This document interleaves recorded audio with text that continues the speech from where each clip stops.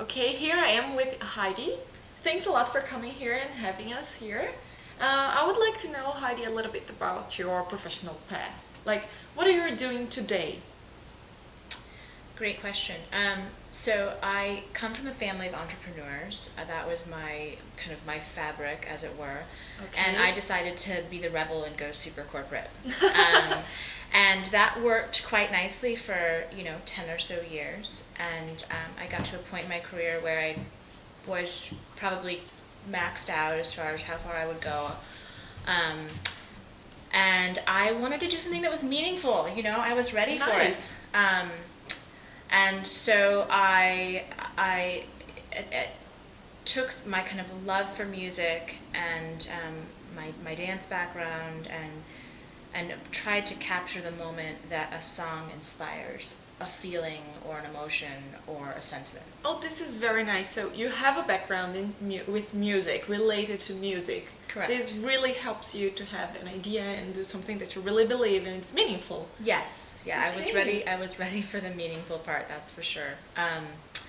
I, throughout my life, music and dance had kind of been my recreation, my touchstone. My family gave each other mixtapes back in the day, and then CDs, and then playlists as we got older. And so I decided, why not? I love music. I have a little bit of experience with it, and I'm just going to go for it. So that's So how. great. So you were the one who came up with the idea. Yes, I was sitting there one day after a fight with my husband, and the song came on, and I thought, this is exactly how I feel, and it says it so much better than I could ever say it. I wish I Okay. could just send him this portion of the song, Okay. and that got me thinking about, well, why couldn't I? Uh-huh. And so, and that was when you could listen to preview on iTunes for like 30 seconds. Yeah. Yes. Right. Until you got around the licensing that way, and there were all these things that were just coming into place that made it so that sending a song note, as it were, Okay. is possible. And when I downloaded it on iTunes, it's the first thing I thought when I was younger.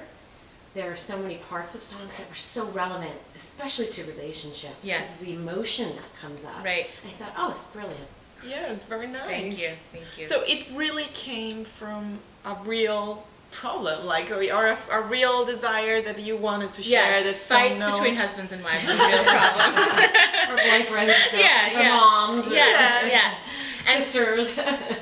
exactly. And now, so my it's interesting. My 15-year-old daughter, when Songnote first came out, she thought she'd maybe offended some of her little teenage girlfriends, and so I said, well, why don't you send them a song note? And so she sent them One Direction's "You're Beautiful," and she came back and she's like, Mom, they love the song and they're not mad at me. And so it's this way of kind of low risk communication, because you're not actually saying it, the song is, but you are saying it. Okay, so it's a good way. Interesting, because you captured something about human communication. Like, this is difficult. We are trying to build relationships, and you can do that through some note. With music, yes. Really nice. And for the Brazilian market, I would imagine that would be very powerful because they're Yes. so emotional. And Yes, definitely would work a lot. We back on our Orkut days, there were always like behind the photo, no, below the photos there would be attached to some note, always like to describe that photo. It's very Huh. common in Brazil. That is very interesting. common. Interesting. Yeah. That's very interesting that you say that, because we've been playing around with,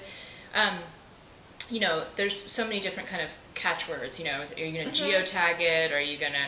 So what are the additional pieces of data that we'd want to kind of insert into the Songnote message? And so some people have suggested a photo.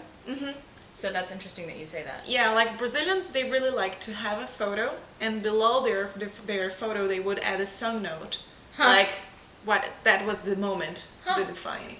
Yes, That's really interesting. yeah. have As you well. thought of the Brazilian market? I have not. I have Ooh, not well, thought here you about go. it. Yeah. We can help you with Yes. that. That's another conversation off camera. Yes, great. And how did you find your partner? I mean, you had the idea, but like me, you're not from the tech world. Right, Like, I'm not a hacker. Yeah. It was difficult, to be honest. Especially in the Bay Area, it's exceedingly difficult. yes. And I banged away at that for a while. I hired someone Okay. who said that they could do something that they actually couldn't. And so then there was like 6 months of kind of trying to extricate myself legally. And I just, I kept asking friends of friends, and finally got the right person who had been at Columbia and had been, programming for Charles Schwab, and he just said, I cannot do another day of programming for Charles Schwab. And I really love music, so yes, I'm yours for as long as I can afford to be. This is nice. So it's good that you told us that it's not easy to find a co-founder. It's No. not easy at all. So you had to experiment.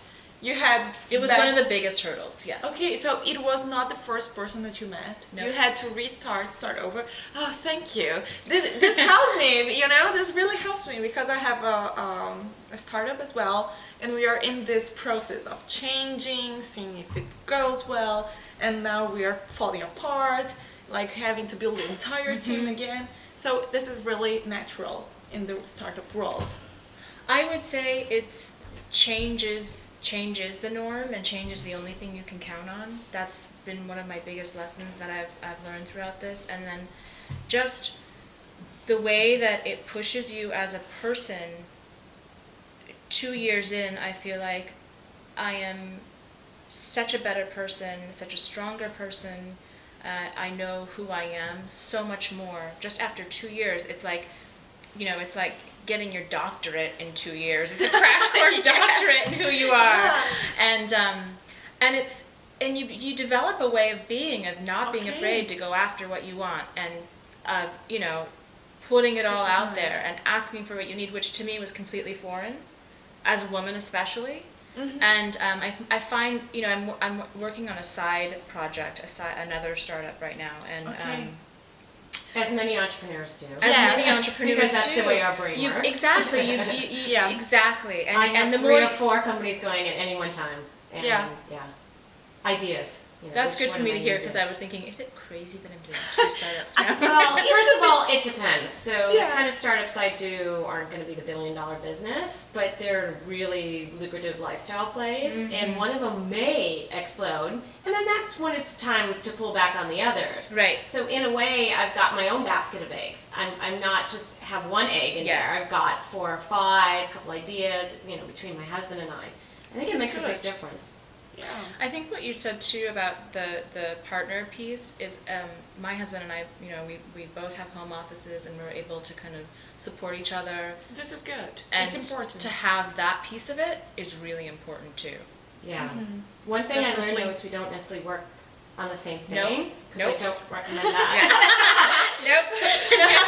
And every time I meet someone who says they're working with their boyfriend or their spouse, I say, well, I can't really recommend that, and everyone I talk to agrees. No, exactly. No, not the same thing, but just to have an awareness of the same kind of lifestyle and when to back each other up. And that's what we do. We back each other up because we have different skill sets. Yeah, this is good. So, but at least you're in the same environment, with the same mindset, being an entrepreneur, running after your goals or dreams. So it really helps because you both understand each other. It's so much so where people say, what do you mean you can't take 2 weeks off and meet us in Mexico? And we're like, that's just not how we're wired. That's not what we do.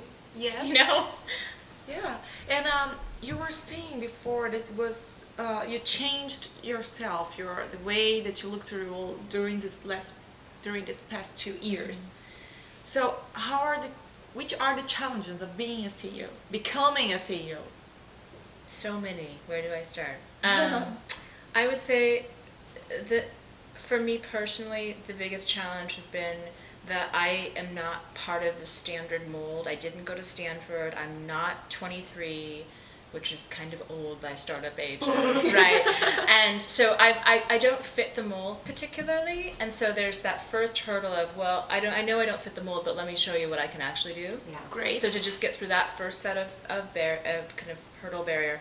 And then beyond that, we're really just a team of 2.5. And until I get a seed round, that's all we can be. And that becomes really, really grinding after a while, where you're wearing so many hats and you want to be able to specialize and you can't. Okay, yeah.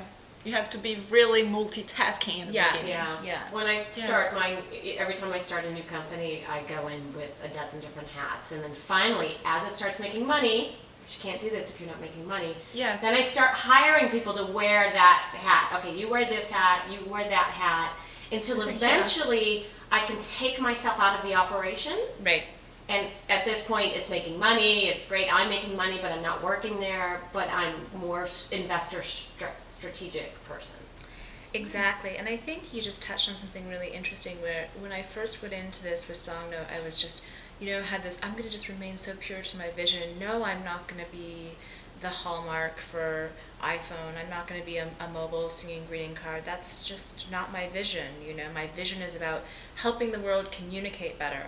And in a totally new way. And as I've had to say, okay, but the app market is structured so that someone decided it was going to be a good idea to start giving them away for free, and now everyone has to. Yeah, and I just read an article on TechCrunch that said 98%.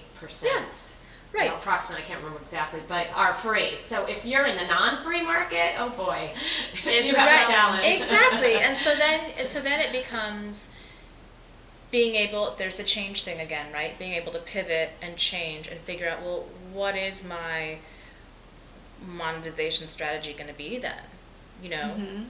And maybe I will become the mobile Hallmark card after all. And to be able to I'm at that place where it's like, well, I just want to, I don't care so much about being pure to my visions. I want to Well, sometimes you just want to make money.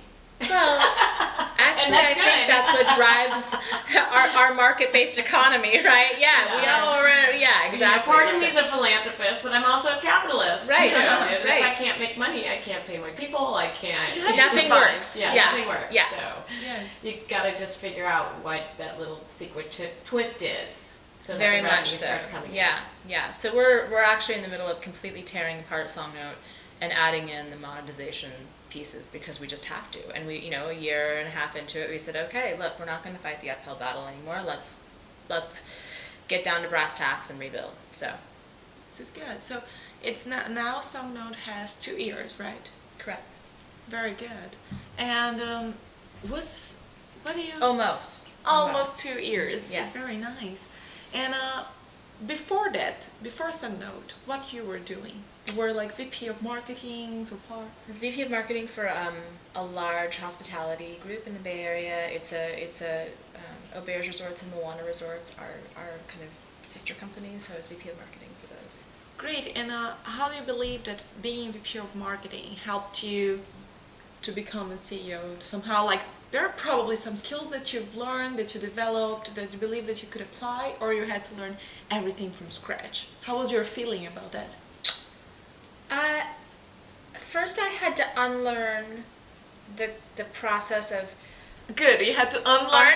Yes, I had to unlearn some things like, well, we'll do that next quarter, and that's not in the budget, and all of these kind of corporate mindsets. And the thing, the 2 areas that I think being VP of marketing was helpful to me was that I already interfaced with a lot of male C-level people. Okay. So that was not unfamiliar territory for me. I knew how to do that. And I also always look at life through how people receive the information. Mm-hmm. So I'm constantly looking at, it could be the best message in the world, but if you're not saying it correctly, no one's going to understand what you're talking about. Yes, that's right. So looking at how people are receiving the message, and then I had a fairly good working knowledge of how to make a spreadsheet show you what it needed to say. So I would say those were the skills that I had, and the skills that I needed, and then also as well as the skills that I needed to unlearn. And as being a woman, like you mentioned that you were in a very male universe, what are the challenges of being a CEO, and especially a women CEO? I think it's very true that men and women communicate very differently. Mm-hmm. And so to really figure out how to communicate with the people that you need to communicate with in an effective way while not taking away who you are. Okay, great. I think, yeah, it's important to keep in mind that it is different. Yes. It will always be different. Yes. We just need to learn how to balance that difference. And because there's a lot of power in how women communicate, Yes. but you're completely powerless if you can't bridge that gap. Okay. So how to kind of make that, how to be bilingual. How to be bilingual. Like Yes. women and men languages. Yeah. Okay. Well, that brings up also another good question. How do you manage motherhood, especially with such a young child like I have, and this rigorous schedule that often starts at spring? Yeah, this is a good question. For me, it actually feels really natural. Good. I am not one of those regimented parents where I say, if you're not in bed by 7 o'clock every day, I freak out. Yeah, And so- well, you can't be. You And can't I don't be. think that's how the entrepreneur brain works. No. You can't So- be that rigid. Exactly. So Yeah. I would say you have to roll with it. Yeah. No, you can't fight it. You got to roll with it. And and like, for example, my daughter was sick last Thursday, so she couldn't go to preschool. But she was sick asleep in my lap, and I'm just on my laptop, And so she was getting what she needed, which was her mommy, and I was getting what I needed, which was to return emails, and I just rolled with it, So Not to say it's not hard sometimes, but okay, so working home office really helps you, like, in Yes. this situation, because then you can. Okay, but it doesn't get messy. Do you, like, you're working at home with kids, and then how? well, it does sometimes. Life is messy. Well, life is messy in general. Yeah, yes. Let's just talk- Entrepreneurship is messy. Yes. That's a Yeah. soundbite that Yeah. if people think that they're going to walk into a structured entrepreneurship, Right. No. Yes, entrepreneurship is messy, exactly. And but so I think the thing is to make sure that you have your support team. So like my husband works from home. We can Great. tag team. I have a babysitter, I have preschool. Do you have a piece of advice for entrepreneurs that don't fit the mold? Like, that doesn't have a background in tech or comes from a different country, it's not from the Bay Area, trying to grow their business around here? I mean, I think the fact that you don't fit the mold can also be one of your greatest assets because you are standing out a bit. And I think after, only having been in it for 2 years, but feeling like I have a good sense of it now, my biggest piece of advice would be to pay attention and to listen to what everybody's telling you. There's all these businesses set up now as incubators or career consultants, and they're all going to tell you a lot of the same things, a lot of formulaic stuff. Yes. At the end of the day, you know what you're driven by and you know what you can do. So take all that information in, definitely pay attention to it, but put it through the filter of as it applies to you and what you're going to do with it. And as long as you're strong and driven and have a vision, you're going to go far. What is your vision for Songnote? My vision for Songnote is to help people communicate in the most powerful, effective way possible. This is great. Okay, repeat that again, but saying with what it is. With music. Yeah, with music and, through our app that allows people to, so give the one sentence of what the app is. Because if we're going to use the soundbite, people aren't going to know what Gotcha. Songnote is. Okay. So ask it again. Okay. What is your vision for Songnote? My vision for Songnote is to help people be able to use music as a very powerful, effective way to communicate. And do you believe this really helps them, like, to stretch communication and especially with emotion? Yes, I think, we all have our little personal computing devices in our pocket, and they're on hand at all times. And music speaks in a way that words cannot, and often much better than we can. And so for people to be able to use little segments of a song to tell each other how they feel, I think is